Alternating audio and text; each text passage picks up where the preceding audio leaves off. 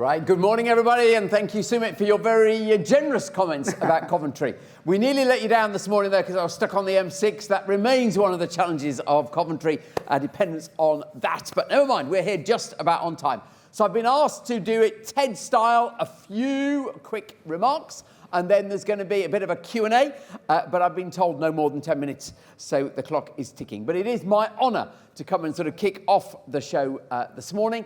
And of course, genuinely, it's brilliant that you are bringing this to Coventry. We're very proud of what we're doing around net zero.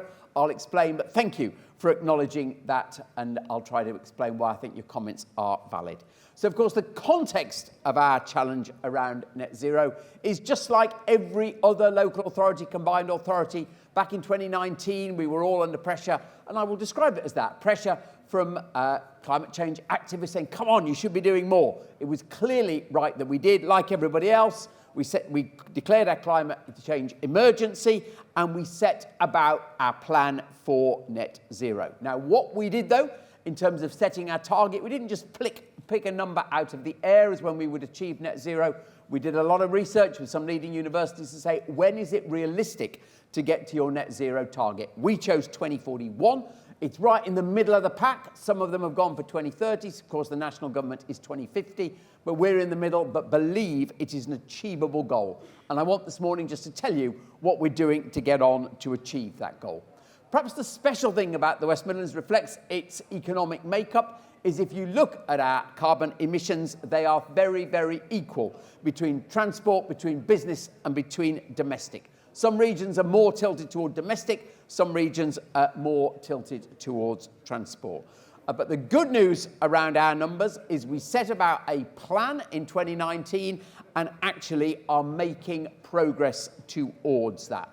And just recently, we've all been assessed for our net zero. All local authorities, combined authorities have been assessed for our progress, and we were called out as best in class. But our feet are very much on the ground because the numbers, the big numbers are, if you go back to 1990, we've achieved 50% of our target and 50% to go. So we basically still need to double the pace at which we are decarbonising.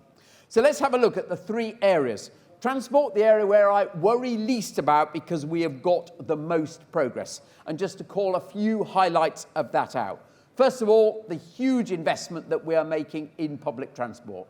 We all know that if we can get people to change mode, this will contribute the most. And just the stat around that, we now have about 7 times the amount of capital that we had 5 years ago on this. And I do think it's an area where the national government has been incredibly supportive of regional and local government in making progress. And all of the reports, if you look back at COP26, for example, all the reports said, actually, this stuff is going to happen locally and regionally. It can't just be dealt with nationally. So we do feel empowered around this. Some of the things to call out in Coventry, we won the competition to be the first zero carbon, all-electric city. So all of our buses are being updated, complete new fleet. And if you just go and sit in the city centre, you will see one electric bus after another coming by. We're, of course, also going to have the biggest hydrogen fleet of buses anywhere in the Western world. Again, we won the competition with national government for that investment, and you have to call out the work of National Express there, and hopefully it'll be big enough to actually stimulate the production of hydrogen locally as well. And then also in Coventry, we are moving to what we call a very light rail new tram system. Of course, the big challenge for medium-sized cities like Coventry, not like London, Manchester, Birmingham, is you can't afford the capital for a traditional tram system. But this very light rail system, pioneered here by our universities, funded part by the City Council, largely by Transport for the West Midlands, a demonstrator coming next year, gives us a new sustainable model that hopefully we can export around the world. Other middle-sized cities also looking interestingly at that. Then if you come to industry, how are we doing there? Well, we're doing, again, decent work in this area. We're on progress.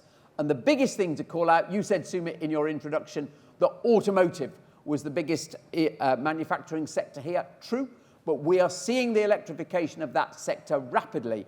And the great news is that Coventry is becoming the centre of that new electric vehicle research and manufacturing. So some of the manufacturing might occur in the northeast, might indeed occur in South Wales in some cases, but the R&D is very much based here out of our brilliant universities and particularly the Warwick Manufacturing Group. But if you look at the roll call of companies that are investing here, obviously London Electric Vehicle Company for taxis, we now have Lotus here, we have JLR with its electrical manufacturing base just up the road in Solihull. They've said that will be the centre of electrical manufacturing. And of course, we're now waiting for the keystone of that, the Gigafactory, to come. Now, we have to be really honest about this. This really, really matters to the future of the electrical automotive industry here.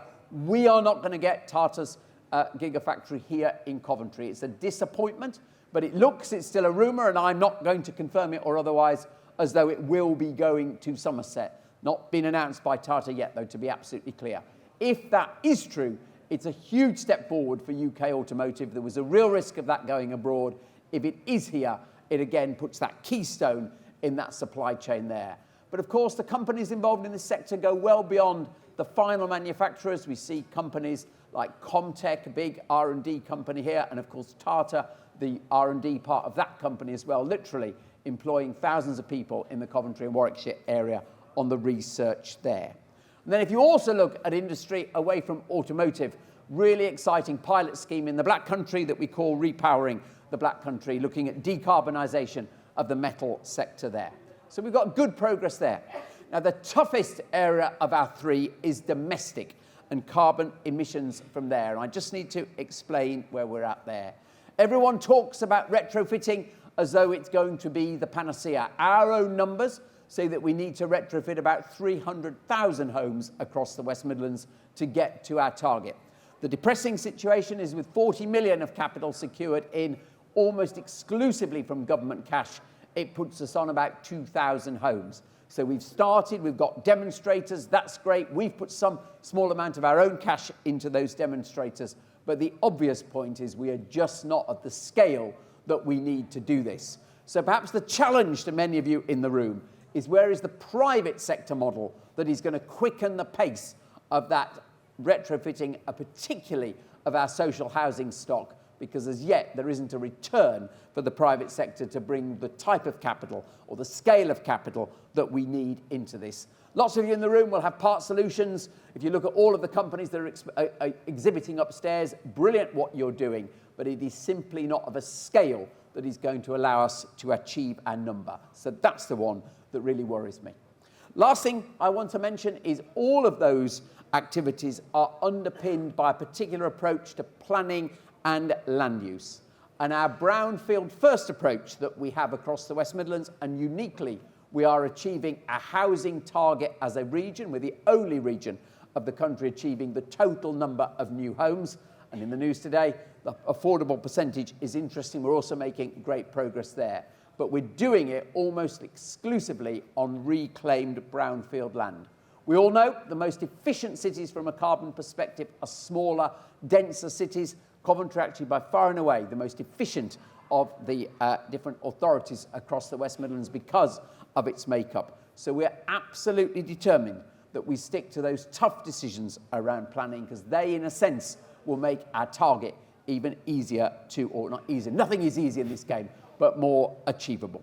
So, ladies and gentlemen, I hope what you get from that is we're clear what we're trying to do. We've got lots of activities in place. We're keen to work with the private sector, all of the individual suppliers, and indeed the financing community, where a lot of the thinking still needs to be done. But thank you for your commitment to this, because it genuinely is only by a piece of incredible teamwork that we will all achieve our goals. Thank you very much indeed.